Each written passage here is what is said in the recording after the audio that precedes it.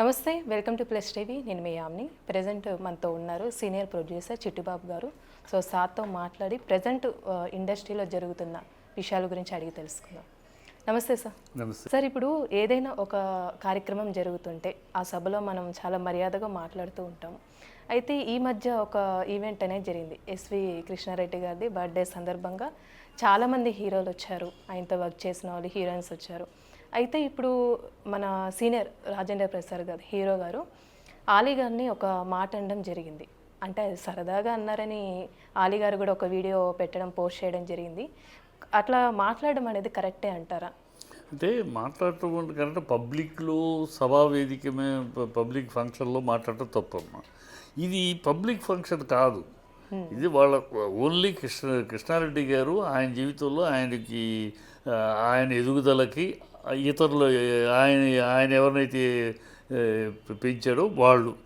ఇప్పుడు రాజేంద్ర ప్రసాద్, ఆలీ అనే వాళ్ళు ఇద్దరు కూడా ఎప్పుడు 85లో నేను ప్రేమించుడు సినిమా తీశాను, 85, 86లో.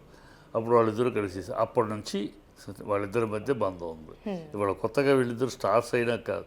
రాజేంద్ర ప్రసాద్ అప్పుడు రైజింగ్ హీరో, ఇక ఆలీ ఇంకా చిన్నపిల్లాడు.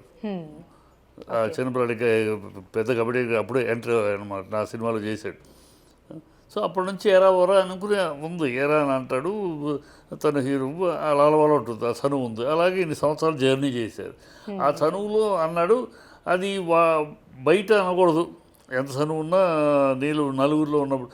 ఇదేంటంటే వాళ్ళ ఇంటి ఫంక్షను.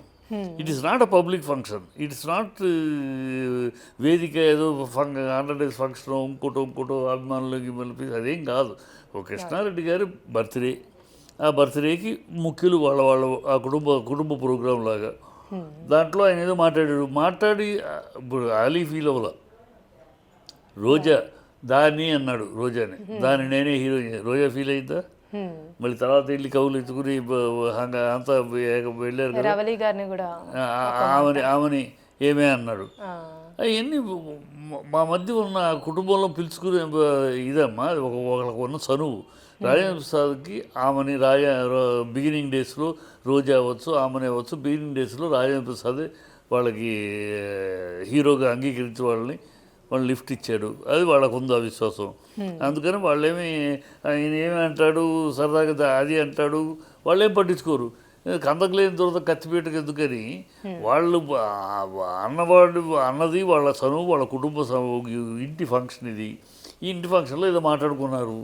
దాని గురించి ఎవడో సోషల్ మీడియాలో దాన్ని పెట్టి అవసరమా అని. ఇప్పుడు అందుకనే పాప ఆలీ ఇచ్చాడు, రోజా కూడా ఇప్పుడు చనువు వాళ్ళ మధ్య ఒక ర్యాపో ఉంది. ఒక 30 ఏళ్ళు 40 ఏళ్ళు ర్యాపో, 2 సంవత్సరం 30, 40 ఏళ్ళు ఉన్న ర్యాపోడు ఏమేమి వస్తే అది మేము నలుగురిలో పబ్లిక్ కాదు. అది it's not a public function. It's not a public, it's a personal function.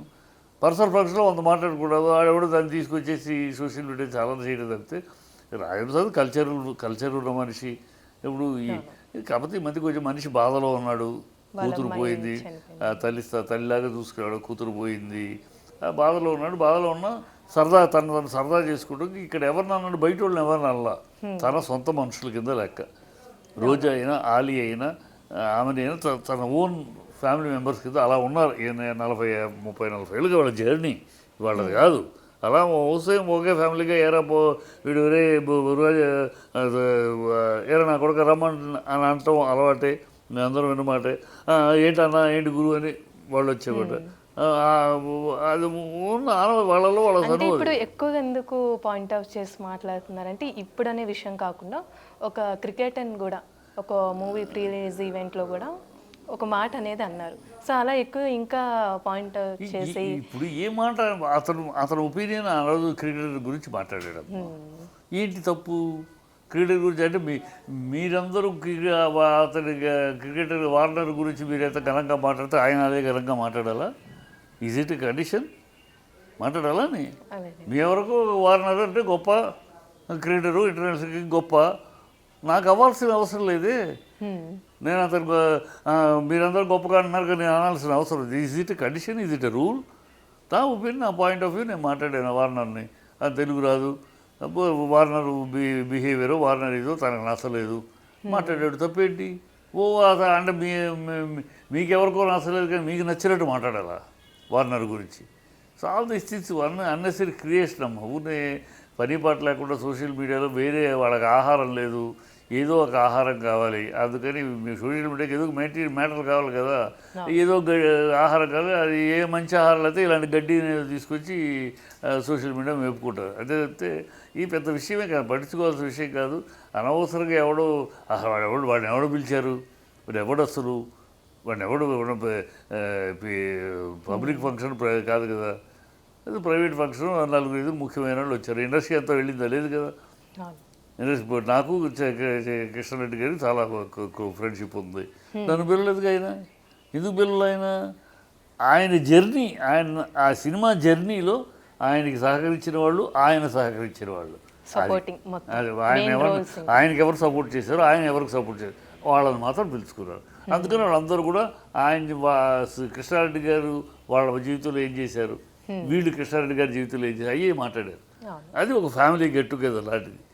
దాంట్లో వాళ్ళు ఏమైనా మాట్లాడుకుంటారు, మనకెందుకు?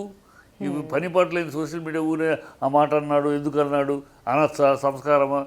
నీ ఇంటికి వచ్చి నీ ఇంటి మీదకి వచ్చి నేనంటే సంస్కారం కాదు.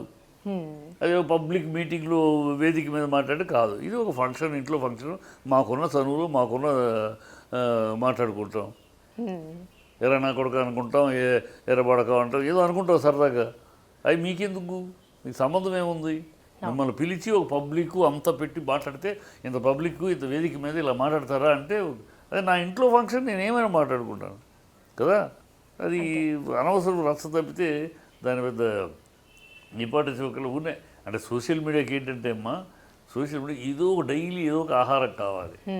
వాళ్ళకి ఏదో ఒక చేస్తే కానీ, దాన్ని ట్రోల్ చేస్తే కానీ వాళ్ళకి వ్యూవర్షిప్ వెళ్ళదు కనుక. సో వాడెవడో వాడి పేరేంటి చెప్పమ్మా. ఈ మ్యాటర్ బయట పెట్టిన వాడి పేరు ఒక్కటి చెప్పు. ఒక్క పేరు ఉండదు. ఏదో అడ్రస్లు నా కొడుకులు ఏదో పెట్టేస్తూ ఉంటారు అంతే.